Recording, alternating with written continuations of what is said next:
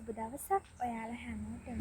ඉතින් ඔන්න අදත් ඔයාගේ මානසිකව ඔයා ශක්තිමත්ව ගොඩනගන්න අවශ්‍ය වෙන පුංචි කාරණාවක් ගැන කතා කරන්න තමයි මම අද ඔයාලත් එක්ක එකතු වෙන්න හිතුවේ. මේ ලක් වෙන කෙනෙක් නම් ඔයා කොහොමද ඔයාගේ සේවා ස්ථානයේ ඔයාගේ මනස වට ගන්න නැතුව ඔයාගේ රාජකාරිය ඉදිරියට කරගෙන යන්නේ. මතක තියාගන්න ඔයාගේ සේවා ස්ථානයට ඇවිල්ලා ඉන්නේ විවිධ ගතිපැවතුම් වලින් යුක්ත වුණු විවිධ සංස්කෘතියකින් හැදුණු වැටුණු ඒ වගේම විවිධ ආකල්ප වලින් පිරුණු කොටසක් තමයි එකම සේවා ස්ථානයක සේවය කරන්නේ. එයා හැදී වැටුණු පරිසරය සහ එයා ආශ්‍රය කරලා තියෙන ගතිගුණ අනුව බොහෝ මිනිස්සුන්ගේ ජීවිත ගතිගුණ එයා සේවා ස්ථානයක නිරූපණය කරනවා. ඉතින් යම්කිසි කෙනෙක් ඔබ විවේචනයට ලක් කරනවා නම් ඔයා චුට්ටක් ඒ ගැන හොඳට හිතන්න. හොඳට ඇහුම්කන් බලන්න ඇයි මෙයා මට දොසක් කියන්නේ කියන එක. ඔයාගේ අඩුපාඩුවක් ප්‍රකාශයට පත් කරනවා නම් නිතර ඔයා බලන්න ඔයාගෙන් මේ අඩුපාඩුව වෙනවද කියන එක. ඔයාගෙන් මේ අඩුපාඩුව වෙනවා නම් හොඳ මානසික නිරෝගීතාවයක් තියාගන්න ඔයාට කරන්න තියෙන පළවෙනි කාරණාව තමයි ඔයාගේ අඩුපාඩු වෙන ගැන ඔයා නතර කරගන්න. ඔයාගේ අඩුපාඩුව නිවැරදි කරගෙන ඔයා දක්ෂ සේවකයෙක් වඩ පත් වෙනවා. දෙවෙනි එක තමයි ඔබ තේරුම් ගන්න ඕනේ ඔබ වගේ හිතෙන පතන සිතුවිලි වලින් යුක්ත කෙනෙක් නෙවෙයි ඔයාට චෝදනා කරන්නේ. එයා චෝදනා කරන්නේ. ඉතින් ඔයා එයාට සමාව දීලා හිතින් අතාරින්න. එයාත් එක්ක ඔයා ආගියුමන්ට් වලට යන්න එපා. එහෙම වුණොත් ඔයාට පුළුවන් ඔයාගේ මනස වට ගන්න නැතුව ඔයාගේ සේවා ස්ථානයේ ඔයාට සේවය කරන්න. හැබැයි කෙනෙක් මගෙන් අහන්න පුළුවන් ඔයාට කවුරු හරි කෙනෙක් නිතරම චෝදනා කරොත් ඔයාට දැන්නොත් ඔයා ඒක ඉවසගෙන වැඩ කරන්න පුළුවන්ද? ඇත්තටම හරි අමාරුයි. එයාට පුළුවන් අපේ ළඟම හිතවතෙක් එක්ක හෝ අපේ යාළුවෙක් එක්ක හෝ අපිට පුළුවන් අපේ හිතේ තියෙන තරහ, එතකොට අපේ හිතේ තියෙන දුක, වේදනාව, කනසල්ල අපේ යාළුවෙක් එක්ක හරි ෂෙයා කරගෙන ඒ වෙලාවේ අපි ඒ ඉමෝෂන් එක පිට කරගන්න ඕනේ.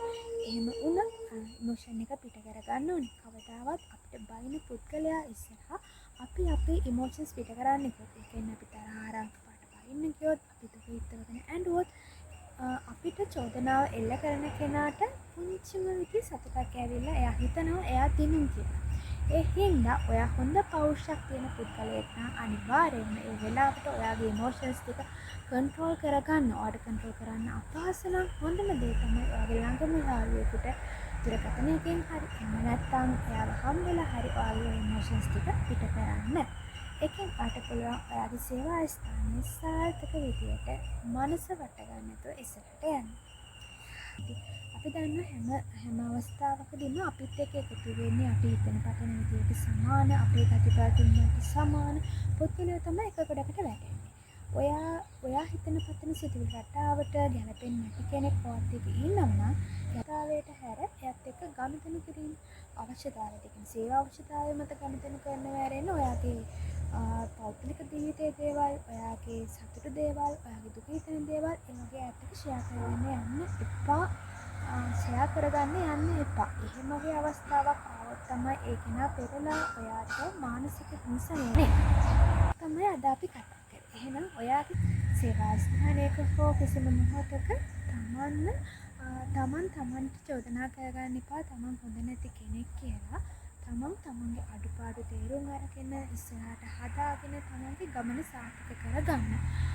මතක තියාගන්න කෙනෙක් අපිට චෝදනා කරන තරමට අපේ අඩුපාඩු හොයන තරමට ඒක අපිට ආශිර්වාදයක් බවට පත් කරගෙන ඒ කියන කරුණු අපේ ඔළුවට අරන් තව තවත් ඔයාගේ වැරදි අඩුපාඩු ටික හදාගෙන ඔයාට තව ටිකක් වැඩිපුර දැනුම එකතු කරගෙන තව තවත් ඉගෙනගෙන ඔයා ඒ ගමනේ අතිසාර්ථක පියවර කරා ඉහළට ගිහිල්ලා තව හොඳ සේවාදායකයෙක් ඔයාගේ ඉලක්ක අරමුණ වලට යන්න ඒක හොඳ කන්නක් කරගෙන ඉස්සරහට ජීවිතේ අරගෙන යන්න.